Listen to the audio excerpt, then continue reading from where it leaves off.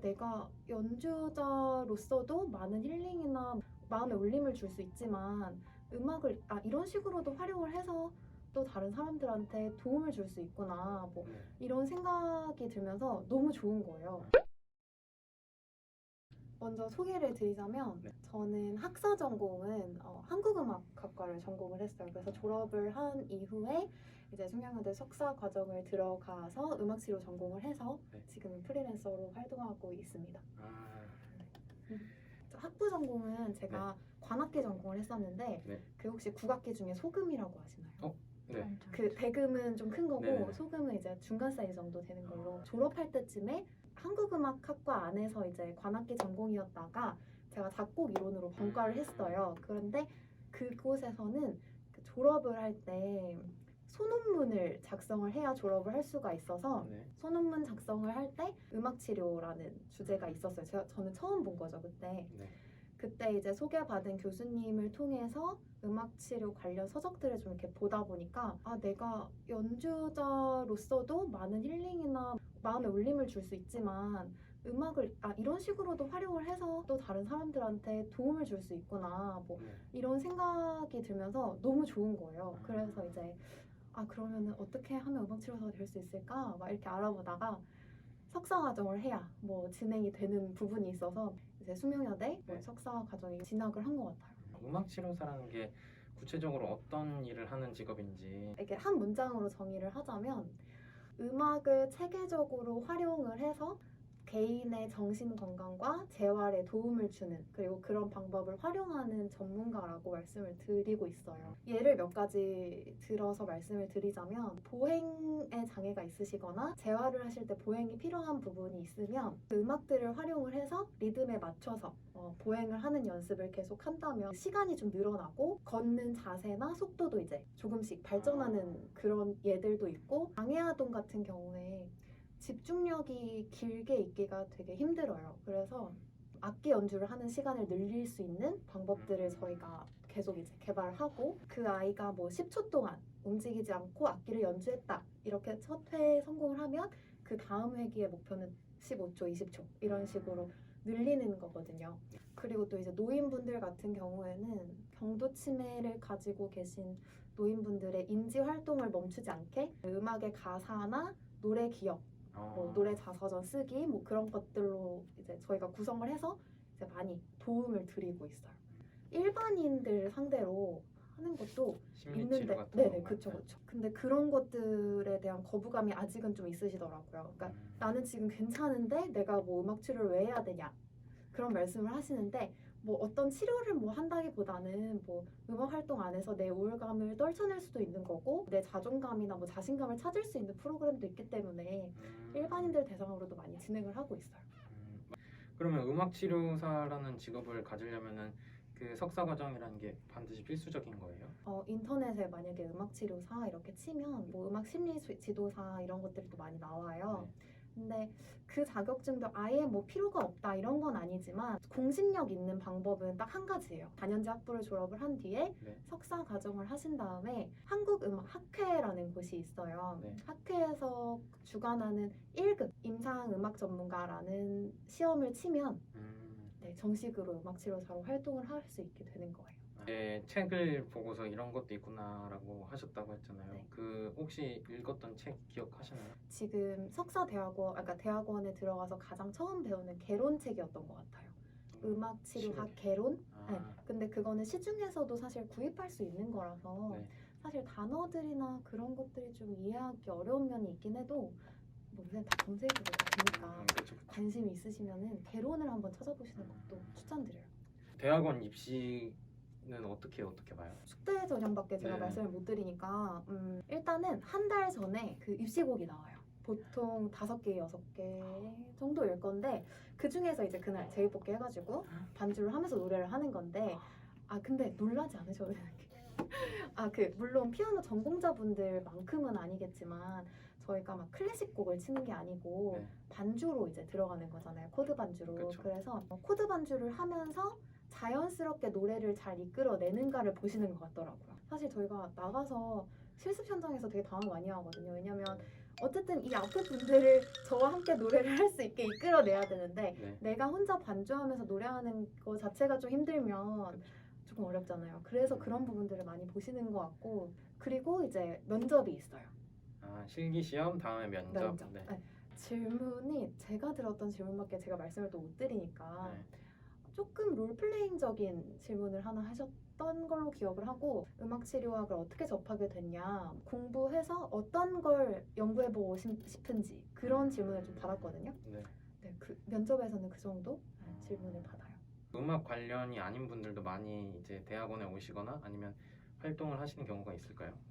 활동까지 이어지는지는 모르겠는데 네. 동기분들 중에서 많이 계셨어요. 그리고 현재 대학원 입시에서 그 학부 음악 전공이 필수가 아니기 때문에 영문과도 네. 있었고 사회복지학과 있었고 노인복지 회계학과 이런 것도 있었어요. 그래서 전혀 다른 그런 학부 전공을 가지고 있어도 공부를 시작을 하시는 분들이 많이 계셨어요. 대학원 커리큘럼이나 그런 거에 대해서 잠깐 설명해 주실 수 있을까요? 네, 숙대 같은 경우에는 5학기로 진행이 돼요. 그래서 2년 반이라고 생각을 하시면 되고 1학기 때는 이제 개론 위주로 수업을 하게 돼 있고 2학기 때는 가장 중요한 게 아동 실습을 나가요. 3학기 때는 이제 노인 실습을 나가고 4학기 때는 정신과 수업을 나가고 마지막 5학기 때는 인턴을 해요. 그래서 5학기 때 이제 인턴 제도를 하기 전까지는 네. 실습은 일주일에 한 번이고 그 다른 과목들도 이제 부수적으로 배우면서 진행이 되는 커리큘럼이에요. 가장 좀 좋았던 점은 혼자 실습을 나가면 뭐 갑자기 당황스러운 상황들이 있을 때 어떻게 대처해야 될지 잘 모르잖아요. 그쵸. 그리고 내가 이거를 지금 잘하고 있는 건지에 대해서도 의문을 되게 많이 갖게 될 거예요. 네. 근데 이제 뭐 교수님들도 같이 나와서 항상 오. 1대1로 이렇게 전담해 주시기 때문에 아, 교수님도 같이 오셔서 네, 같이 1대1로? 나가요. 네, 제가 뭐 어떤 실수를 했거나 뭐 이거는 좀 부적절했다 뭐 이럴 때는 바로 그 자리에서 피드백을 받게 되죠. 그건 진짜 너무 좋은 거 같네요. 네, 그래서 좀 힘들. 이거는 나가면 안 될 것 같아요. 학기 중에 악기 같은 걸 배우는지. 학기 중에 피아노는 일단은 즉흥 연주 수업이 있어요. 그래서 즉흥 연주요? 뭐 선법 같은 거 배우고 교회 선법 이런 거 배우고 네. 즉흥 연주 수업은 예를 들어서 어떤 내담자가 네. 움직였으면 네. 그 움직임을 반영해서 즉흥으로 그런 걸 이렇게 뭐 통통통통 이렇게 했으면 통통통통 거리는 멜로디 뭐 이렇게 저희가 너무 어려운데. 이런 즉흥 연주 수업도 네. 있었고 네. 그리고 기타 같은 경우에는 기타 수업을 해요. 거기서. 해요? 그러니까, 네, 대학원에서 해요. 근데 사실 그 전에 저는 아예 기타를 모르고 갔어요. 코드도 아예 모르고 아예 모르고 갔지만 이제 학교에서 워낙에 방대한 네. 이렇게 말해도 되나? 그러니까 학교 네. 수업으로 네. 가능하다는 걸 말씀을 드리고 네, 그렇죠, 싶었어요. 그렇죠. 네. 네. 음악 치료사라는 직업은 보통 프리랜서로 일을 하는 건가요? 사실 졸업하고 나서 자신이 정할 수 있는 부분이라고 생각을 해요. 졸업하고 이제 보통 다른 직업군들처럼 취업을 알아보실 때 네. 어느 한 기관에서 만약에 저희는 월요일부터 금요일까지 혹은 뭐 화요일부터 토요일까지 풀타임으로 근무하시는 치료사가 필요해요 라고 하면 그런 곳에 지원을 해서 입사를 하게 되면 그 센터나 기관에 고정이 돼 있는 풀타임 음악 치료사로 활동을 하는 거고 그리고 뭐 여러 기관들을 다니면서 파트타임으로 일을 하면 네. 이제 프리랜서로 활동을 할 수 있는 거예요. 심리센터나 아동센터들이 되게 많잖아요. 네네. 그런 곳에서는 네. 파트타임이 훨씬 많아요. 일자리가 많은 편인가요? 오히려 작년보다 올해가 많아졌고 네. 그런 걸 보면 올해보다 내년도 많아질 거라고 예상을 하고 있어요. 왜냐하면 음악치료나 미술치료, 특히 뭐 예술치료 분야에 대해서 마음이 많이 열리고 있는 게 사실 보이거든요. 일자리는 제가 아까 말씀드렸던 각 기관의 홈페이지 공지를 올리면 이제 거기 양식에 맞게 이제 적어서 지원을 하고 그리고 구직 사이트가 또 따로 있어요. 치료사들 사이트 그 치료사잡이라고 치료사잡. 네, 치료사잡이라고 사이트가 있거든요. 네. 거기서도 볼 수 있고 그리고 뭐 복지관 같은 경우에는 사회복지 그 홈페이지가 또 따로 있잖아요. 지역마다. 그래서 거기에도 많이 공고가 올라와요. 그리고 또 소개가 되는 부분도 많기 때문에 네. 다양한 루트로 진행이 돼요. 수입 관련 부분에서 이제 많은 사람들이 물어보고 저희 채널을 보시는 분들도 이제 진로를 선택하려다 보면은 필수적인 부분이잖아요. 그래서 그렇죠. 네. 이것도 또 예술치료사 분들은 다 공감을 하실 거고 예술치료 분야는 특히나 연봉이라는 개념으로 말씀을 드리기가 너무 어려운 게 계약을 이제 1대1로 진행을 할 때 네. 기관의 규모나 재정적인 상황 그리고 음악치료사로서 활동하는 그분의 이제 경력 네. 이런 많은 요소들이 계약을 할 때 작동이 돼요. 그래서 사실 같은 뭐 치료사라고 해도 같은 기관에서 일한다고 해도 완전 똑같거나 또 그렇지도 않기 때문에 이렇게 말씀드리기가 너무 어려워서 항상 제가 이 정도까지만 항상 말씀을 드리거든요. 아 근데 이거는 말씀드리고 싶어요. 네. 그 질문 중에 항상 이런 걸 물어보시는 이유가 네. 저도 물론 되게 중요하다고 생각을 해요. 현실적인 부분이잖아요. 그렇죠. 그래서 막 돈을 하나도 못 벌지 않을까? 뭐 내가 해서 이걸로 돈을 번다고? 이렇게 생각하시고 질문을 하시는 분들이 되게 많아요. 프리랜서는 진짜 말 그대로 자유로운 몸이잖아요. 네. 그래서 여러 기관에서 경험을 쌓으면서 일을 하면 이런 표현 좀 저렴할 수도 있는데 몸값이라고 하죠. 그러니까 그런 것들이 충분히 반영이 될 거예요. 그래서 너무 걱정하지 않으셨으면 좋겠어요. 그런 부분은. 뭐 일할 때 힘들었던 점. 전혀 변화가 보이지 않을 때. 네. 근데 이게 저도 막 선배들이나 뭐 이렇게 교수님들하고 좀 도움을 받고자 말씀을 드리거나 이렇게 하면 뭐 전혀 실망하지 말라고 항상 말씀을 해주세요. 왜냐하면 어떻게 보면 그분도 준비가 아직 안 된 걸 수도 있고 음악이 안 맞을 수도 있는 거잖아요. 그렇죠. 음악을 들었을 때 자연스러운 반응이 나오기 힘든 분들도 있으시기 때문에 근데 이런 걸 알고 있어도 막상 이제 제가 뭐 10회기, 11회기 막 이렇게 했는데 진보 기록을 쓸 때 계속 똑같은 단어가 반복이 되거나 똑같은 문장이 계속 이렇게 반복이 되면은 좀 타격이 있더라고요, 있기는. 저도 이제 프리랜서로 막 시작하는 단계고 네. 그래서 그런 마음 정리는 제가 스스로 해야 되는 부분이라고 생각을 해요.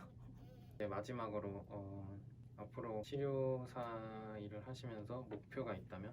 저는 살면서 네. 뭐 모두가 그렇듯이 자극이 어느 정도 필요하다고 생각을 해요. 그러니까 좋은 자극일수록 좋은 성장을 이뤄내는 것처럼 제가 앞으로 만나는 분들한테 좀 따뜻하고 그런 좋은 자극이 돼서 그분들이 자신의 안에 있는 거를 조금 더 자유롭게 표현을 하고 마음이 좀 자유로워지셨으면 좋겠어요. 그래서 그런 따뜻한 자극제 같은 음악 치료사가 되고 싶어요. 지금도 따뜻하신 것 같은데 감사합니다. 너무 감사드리고 라일님 영상 라일님 유튜브에서 많이 확인했으면 좋겠습니다.